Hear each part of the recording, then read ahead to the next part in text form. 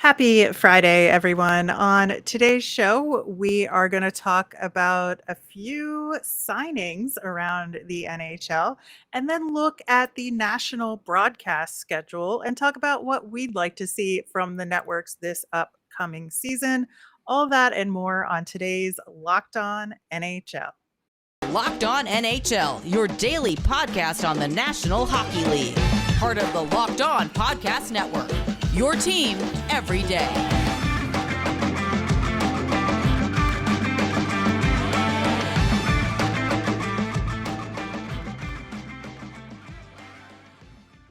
Welcome to the Friday edition of Locked On NHL. I am Rachel Donner from Locked On Flyers. I'm on Twitter at rmiriam. I'm here as always on Fridays with Gil Martin of Locked On Islanders. You can find him on Twitter at IceWarsNYRVSNYI.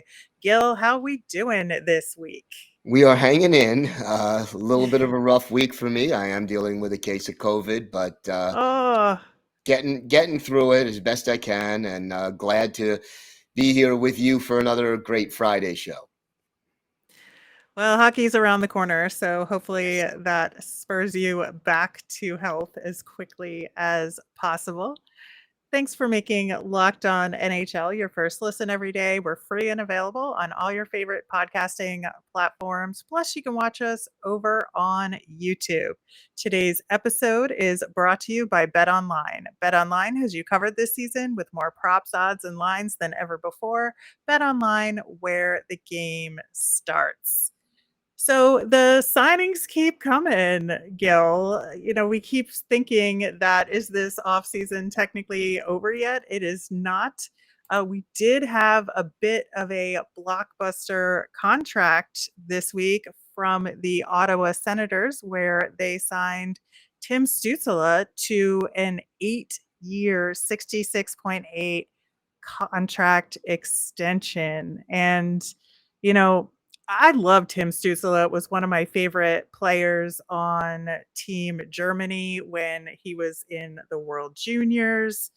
I think that he's a great young player. He had a really banger of a season last year, finished second on the team with 58 points in 79 games. And I think the Ottawa Senators are really, trying to take not just a small step forward this year, but a big one. Well, yeah, they've had a very active off season and added a lot of parts, many of which you are familiar with.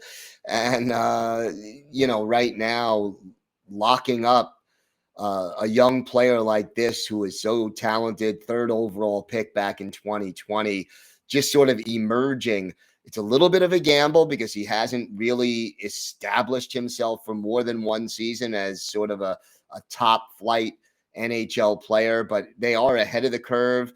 It includes a partial no movement clause or no trade clause for the final 4 years of the deal. And, you're taking one of the centerpieces of your roster that you're hoping to build around and pretty much guaranteeing that you're going to build around him.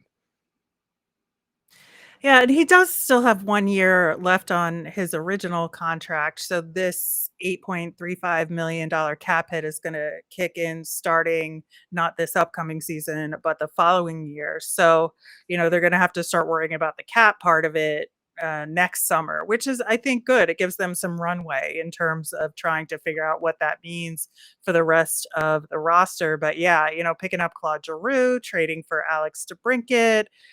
They got Cam Talbot as well, and they really are starting to try and put together a solid team that can make a run. And I do think Tim Stützle is going to be, a huge part of that. So again, another fun move from the Ottawa Senators. They're definitely going to be one of the teams I'm going to be watching a little bit more closely this upcoming season. Not just because of Claude Giroux, but I think they're a fun young team, and I'm looking forward to seeing how this season progresses for them. We had a couple more signings as well.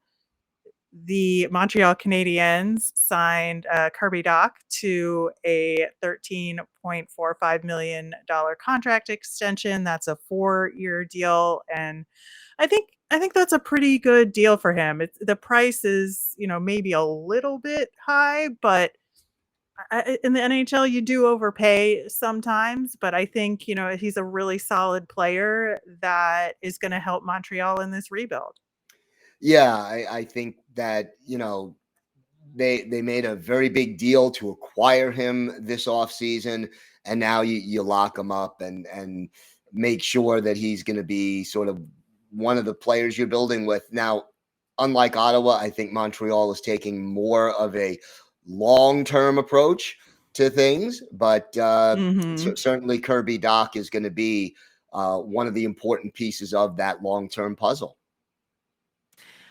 I think so too. And, another piece of the puzzle is Cayden Primeau, who is a goaltender, $2.67 million 3-year contract.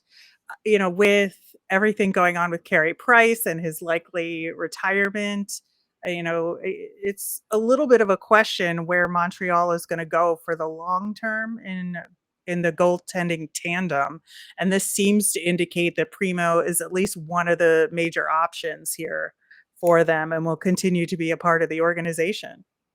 Yeah, I mean, they've got realistically, if Price is not going to play this season, they've got 3 goaltending candidates out there, and Primo certainly, at the very least, you got to figure he's the top AHL goalie, but I get the feeling he'll see significant time at the NHL level over the course of the season.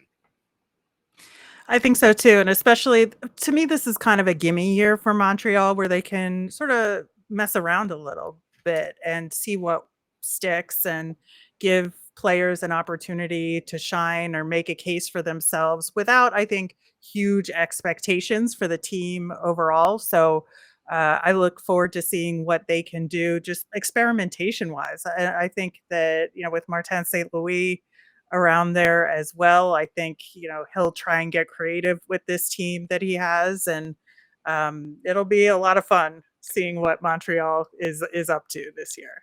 It will. I mean, the one concern you have, obviously, Montreal, we mentioned they're in a long-term kind of a rebuild. Uh, a young goalie, Primo, 23 years old. You don't want to see his confidence dashed if he's sent out game after game in front of a team that's giving up a lot of quality scoring chances and turning the puck over more often than you'd like. So that's sort of a in the back of your mind as you're trying to rebuild the team, not to destroy your goaltender's confidence uh, in the process. But it's also a golden opportunity for a guy like Primo to show he is ready for the NHL and ready for a bigger role in the organization. Absolutely.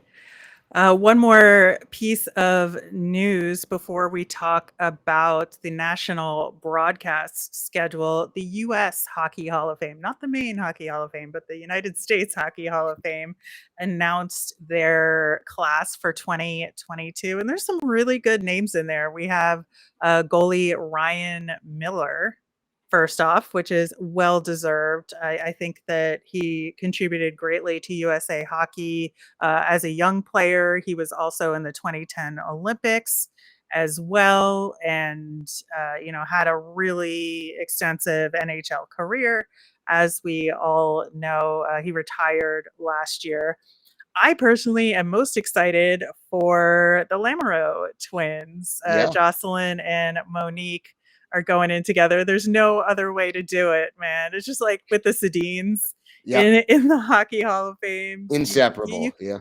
inseparable, but yet unique. They each have their own style of play, and both of them contributed greatly to the U.S. winning the gold medal in the 2018 Olympics. I will never forget when Lamoureux Davidson, who is that's Jocelyn, scoring that shootout winner. I think that was probably one of the more memorable moments for me for their career. But again, both of them have contributed to USA women's hockey over the years in such a profound way that this is super well deserved. Also interesting, we got the goalie from the Paralympic sled hockey team, Steve Cash, who's a legend in the sport. I almost can't remember a sled hockey team for Team USA without him in net. Yeah, yeah.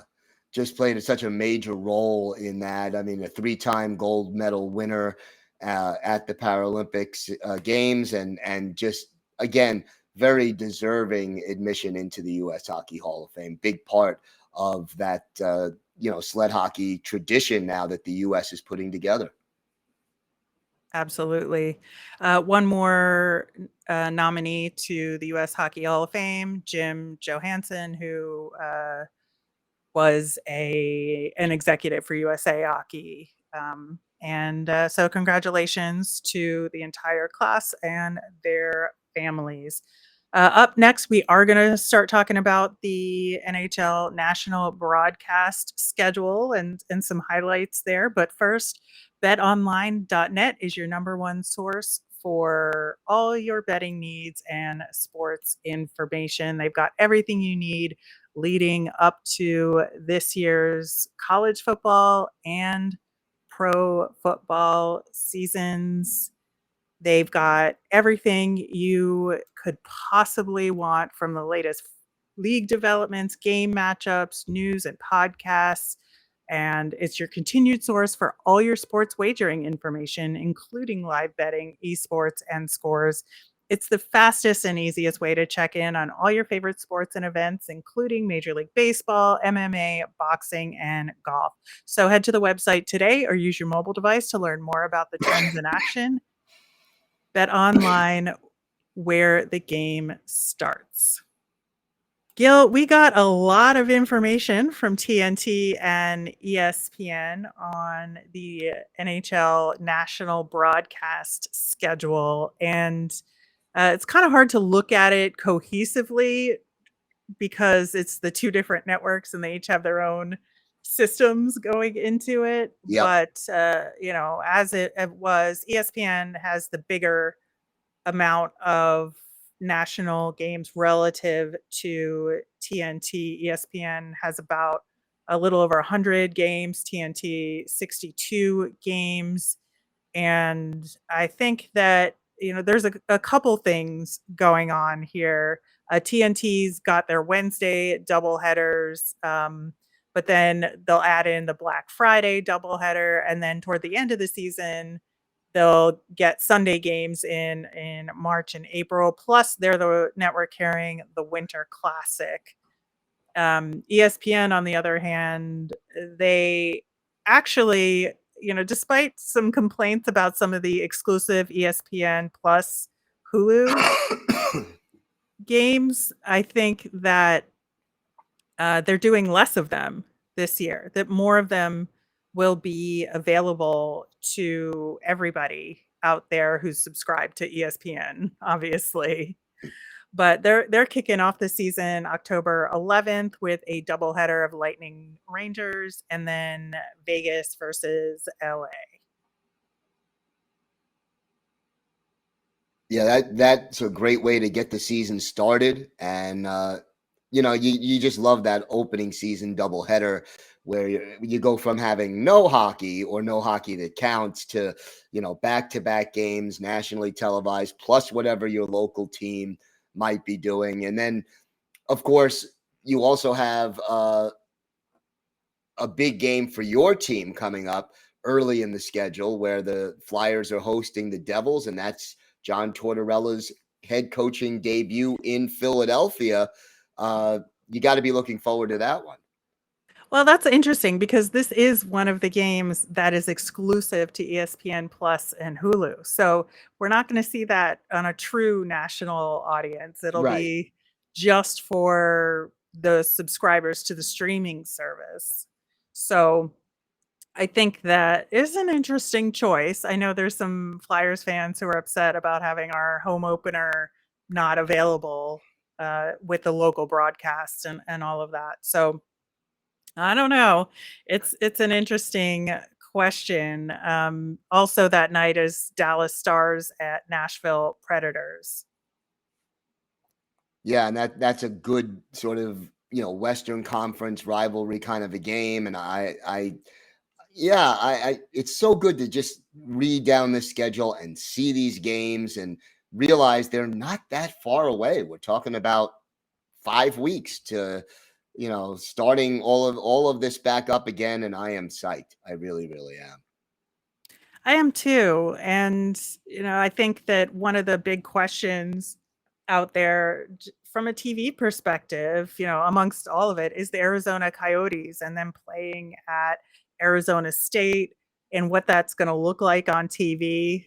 And they're going to let us know on October 28th, which is Hmm. the first national broadcast where the Winnipeg Jets will be visiting Arizona, which I think is appropriate, having the former Arizona team, um, yes, the former Winnipeg team in Arizona facing the new Winnipeg team. So Yep. that should be a lot of fun. I think that one of the kind of main issues in the schedule for me is the New Year's problem, where the Winter Classic, I think, should be its own day.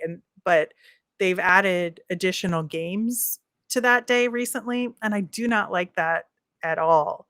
And so, where you have, and you want one network to kind of own that day, and TNT owns the Winter Classic, but then there's an ESPN game as well around then. So I don't know. It's it's definitely, a question mark for me from a national schedule perspective. Yeah, you do want to sort of spotlight that one game, and make it as big an event as you can by setting it apart. I've always been in favor of that. I love the fact that the Winter Classic sort of became sort of appointment sports television for hockey, which didn't always have sort of one day on the schedule. Christmas Day has always been the NBA's, Thanksgiving is always the NFL's, and then you had New Year's Day with the Winter Classic. So the fact that they're not giving it that exclusivity is a little bit Mhm. disappointing, but hopefully they will learn from that and adjust to it, and down the road maybe return to that, having it be the only game on the schedule and certainly the only game on national TV. Yeah, I absolutely think it should play out that way.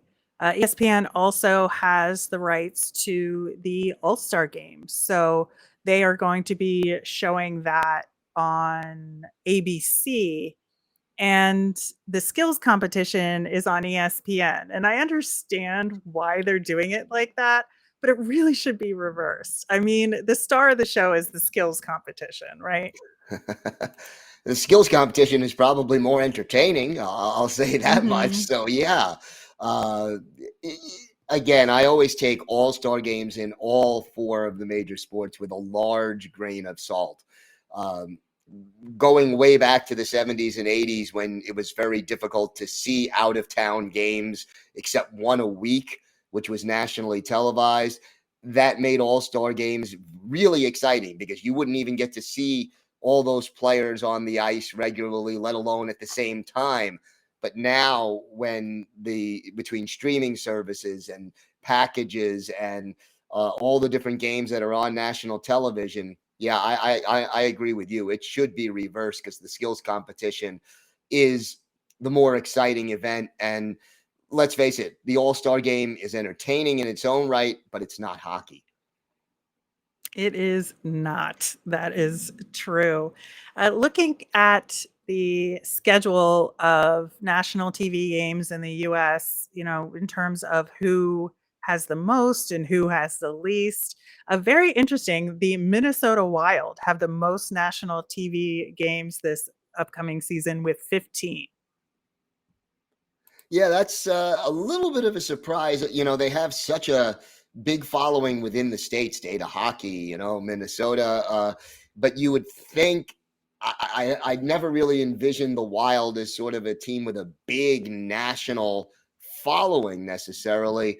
Mhm. But we'll see. We'll see how that holds up ratings wise. And I know, there's a lot of different factors that go into determining which games end up on the national TV schedule. But the Wild are a good team. It's not like you're having a team that nobody expects to make the playoffs as the most. But I would have bet it would be Washington or Pittsburgh if I were, a betting man, because they're always on TV, it feels like.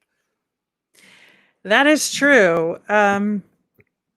It is kind of reading the tea leaves with the number of national uh, games in terms of what you think they are gonna do each season, right? So yeah, the Pens also have 15 now that I'm looking at it, Okay. So I'm but not that far which off. not that far off. It makes a lot of sense, but looking, the Bruins, Blues, Avs, Tampa, those are your kind of teams that have like 14 national TV games. Not far behind, the Stars and Caps are the kind of team that have 13. Although the Chicago Blackhawks also have 13, but they always get a ton They of do. national TV games. But the Seattle Kraken have 10 in their second season. So that's like not too shabby, shows No, like, enthusiasm for the Islanders have team, right? 11, so hmm not awful either. Sabres have 12, which I think is a jump for them. My Flyers have 9, which is pretty low relative. But again, how good is the team going to be? Maybe it's deserving of only 9 national TV games. Arizona has 4, 1 on TNT and 3 on ESPN. Yeah, no surprise there. I mean, they're in the midst of a rebuild that may take a while, to say the least. I'm curious to see how that Mullet Arena that seats less than 5,000 fans is going to look on national TV. But I am looking forward to, you know, seeing how that plays out. Should be some really interesting camera angles, I would think. Definitely. Well, we're going to talk about the broadcast itself and what we'd like to see coming up next. Okay, Gil. So I think that both of these networks did okay for their first go at it, at least for ESPN, the first go at it in a while. So Right. they were a little rusty and they were trying some new things. TNT was, covering hockey for the first time. And I think, there was a couple of things going on last season that were maybe not the best, and I'd like to see them improve. So in terms of the actual games starting themselves, the way that they didn't align well, so it made it very difficult to kind of follow multiple games at a time. Yeah, that is frustrating as a fan of the league, and for you and I who have to pay attention to the entire league and sort of keep track with everything. It does get frustrating when games overlap or just can't be seen at the same time. Yeah, I think the other big issue for me was, and this was especially so on TNT, I think, where it's just the panels were too big.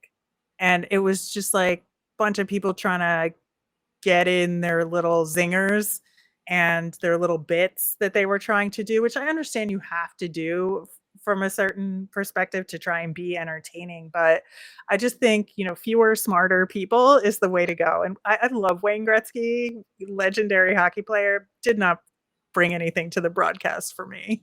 Other than the name, yeah, no. I mean, hmm the Gretzky is a good guy. I've met him a couple of times and sat with him in Sure. press boxes at different points over the years. But as a broadcaster, he is average, I would say. But he doesn't really tend to bring as much insight and analysis as I would like to see. He's got the name, he's got the marquee presence, but I need to see a little bit more from him in that respect. And I just don't think it's his personality, for lack of a better way to put it. Yeah. On the flip side, I would like to see more Charles Barkley talking about hockey. And I give Barkley credit. That's not his wheelhouse, obviously. He does not have the background in hockey that he has in basketball for sure, but he's game and he's enthusiastic and you know, Ask good I think questions. yeah, but having that outsider's perspective, I think, adds something, especially for the more casual or new fan, because the questions that he's going to ask are the questions that a lot of people are going to ask, and I think that's a good thing. I agree. On the ESPN side, I think that they I loved Emily Kaplan. I thought she did a tremendous job, between the benches and doing interviews, during periods and between periods. But other than that, I didn't feel like they brought anything new or exciting to the table. That it just seemed to be, even though it may be some new people, that was more of a retread of what ESPN has kind of always done. And I would like to see them kind of do more creative things this year. Well, maybe, they got their feet wet again, coming back into hockey. Maybe they feel now that they've established something and they have a little more freedom to go from the base and branch out a little bit. I'm hoping that, now everyone's got their roles down and they can start growing from there. Yeah, I hope that is the case as well. The other thing too is for the national broadcasters that do the play-by-play and color commentary, I would really like to see them have more of a local focus. And I understand that's what the local broadcasts are for generally, but sometimes the things they mentioned are just kind of newsy tidbits that anybody could know, and it's not really, digging in and finding out, the stories behind the scenes to add a little flavor to it. It just feels like there's this massive disconnect between the broadcasters and what's, really going on with these teams as opposed to the generally understood narrative of Yeah, the two and teams at hand. and you would think, the broadcasters, yeah, they've got to do their traveling if they're national broadcasters, but they have access to the morning skate. They get to speak to the players hours before the game. Go dig up a story. There's a million of them. You got, 36 to 40 players total between the two teams going out there every game. There's got to be a story behind the scenes that you can certainly develop, or a little tidbit that the average fan, even the average fan of the two teams involved, isn't up on, that you can, speak to the players after the morning skate and really develop and give a little insight that maybe a local broadcast may not be willing to do. Exactly, and that's where I think Emily Kaplan really shone, right? Like, she was able to do that some of the time, but while the kinda game was going on, with the play-by-play and the color, it just needed more of that, in my opinion. Well, let's hope they find a way to do that. And again, hopefully year two will be better than year one, and you sort of build on what you started to do. But you know, that's got to be the hope as this year is concerned. And I'm just happy that the NHL has a bigger national footprint than it did 2 years ago, because the league certainly could use the exposure. Absolutely. And I think that's a good note to end it on for the week. Thank you so much for listening. Gil, of course, will be back on Monday with his show, checking in on NHL teams with the Locked On hosts from around the league. We'll both be back next Friday to recap the week that was and, look at the bigger picture issues around the league. We'll be heading into rookie camps right about then. So we'll have some actual hockey games to talk about, I think. Thanks again for listening. I am Rachel. You can find me on Twitter at rmiriam. Gil's on Twitter at IceWarsNYR vs NYI. Have a great weekend.